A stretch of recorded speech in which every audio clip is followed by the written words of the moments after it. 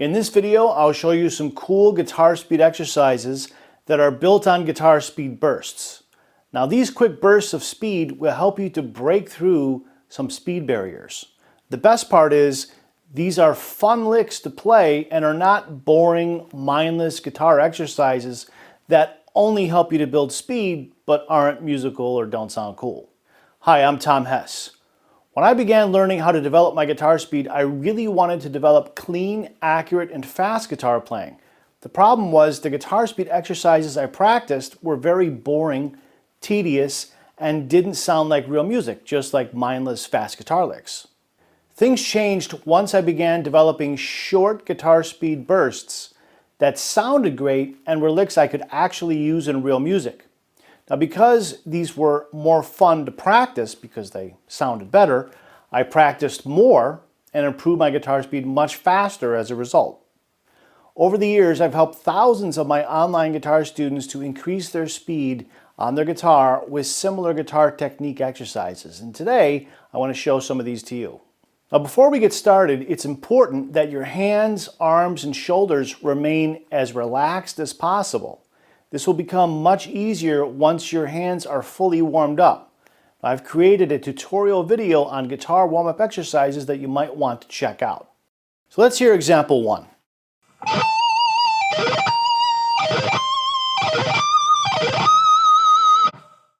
So this little guitar speed burst exercise is based upon the C minor 7th arpeggio. And that's where it is right there. That's C minor 7. So we're beginning at different starting points to make it a little bit more melodic. So we're starting here on A. You play the note, you let it ring out, and then you do a pull off into the arpeggio. And now we're on the 18th fret, which is the 7th in this case. And then you go up to the root, C, same thing. And you go up to the 9th right there on D. And then you go up to the 3rd on the 23rd fret. So if we didn't do this, if we just made our little speed burst as a sort of a mindless exercise, it might look something like this.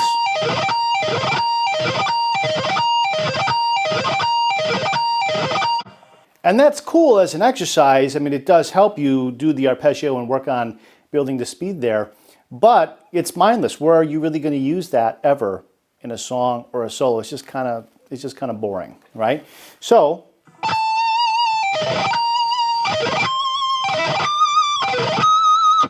by doing something else with it, it's now not a mindless speed exercise, but it's something you could really use if you like to.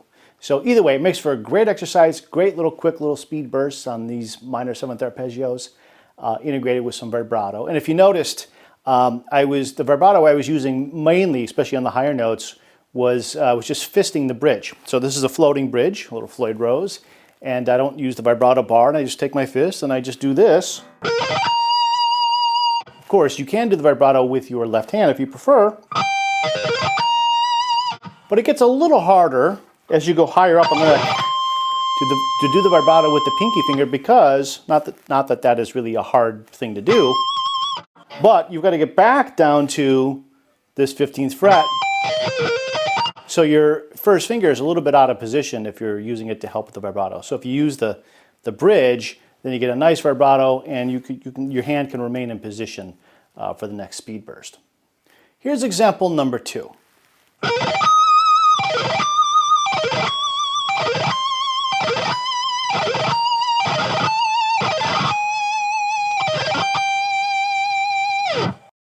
So in this example, our little speed burst again is the C minor 7th arpeggio. We're just starting on the lowest note instead of the highest note of the pattern. So we're here on B flat. And then you go all the way up to the 23rd fret, that's E flat. Now once you're there and you hold that note out, then you've got to come back to the arpeggio. Now we're on D, 22nd fret. And as you see in the tablature, basically the highest note is simply coming down like a chromatic scale.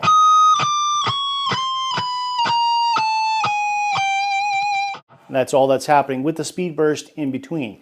So again, it's pretty cool. It's not a totally mindless exercise. There's some sense of melody here to the pattern, and that's, makes it cooler and not just, again, some silly, stupid, mindless exercise that nobody wants to listen to. Now, one more thing that will help you learn and master all of this faster is to check out my guitar speed lesson, Breakthrough Speed Barriers video. Here's example number 3.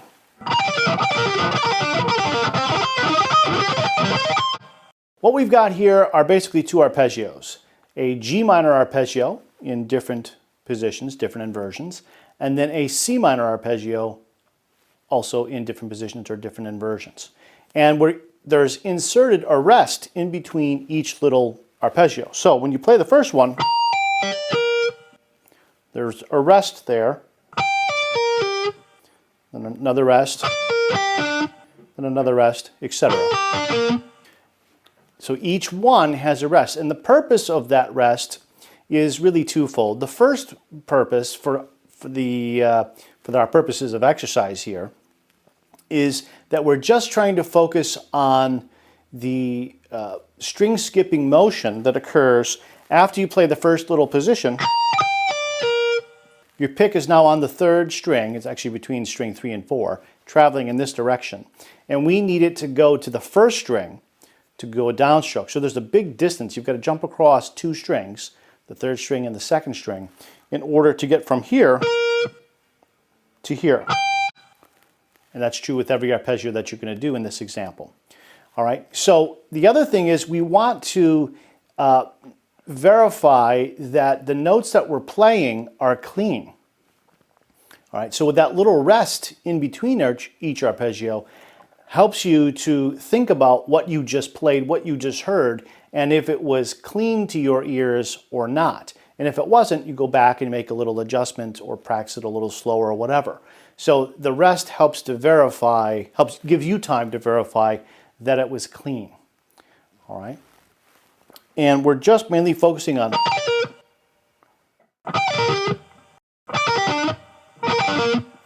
getting the pick from here to here. Now, because there's a rest, we're giving your pick a lot of time to move from the space between strings 3 and 4, that's called the trench, the string trench, the space between strings, to string 1. All right? If you were doing this without the rest, of course, your pick would have much less time. So this is good practice so that that movement you can do slowly for now. And you're just focusing on the arpeggios themselves, as those are the speed bursts to help you with those descending arpeggios for the first measure. And then, of course, we've got the ascending for the C minor arpeggio. And there we got the opposite issue where we play our last note of the arpeggio is on the 1st string with an upstroke. We've now got to jump across string 2 and 3 to set up for the next arpeggio with a downstroke. And that's a good exercise for doing that motion in reverse. So those speed bursts will really help you with this type of arpeggio playing, particularly when you're going to play in only one direction. So let's talk about how to practice these guitar speed bursts so that you can break through your guitar speed barriers and just simply develop the speed on the guitar that you're looking for. So the whole purpose of the guitar speed burst is to play fast, not slow. So there is a time when it's appropriate to practice something really slowly and then gradually build up the speed. And that works for certain things. But speed bursts work differently. The purpose of them is to get you to move your hands fast in short little periods, and then you identify any errors that are made in real time. So you play the speed burst and then you stop and you analyze, was that clean, was it not? And the reason why this is useful is that if you take your fast playing and you slow it way down and you practice slowly, very often what happens is you play differently when you play slow than you do when you play fast. So some of the errors that you might be making when you're playing fast disappear when you go really slow. Well, you want to be able to identify where those little errors are. Is it excess string noise, or are the two hands not in sync, or is the articulation of a note not very good?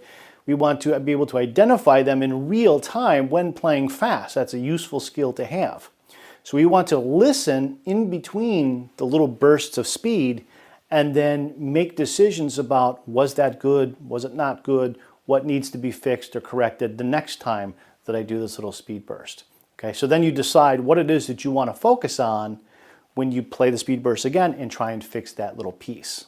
If you like this video, subscribe to this channel and click on the notification bell so that YouTube will tell you when I publish a new video. And hit that like button.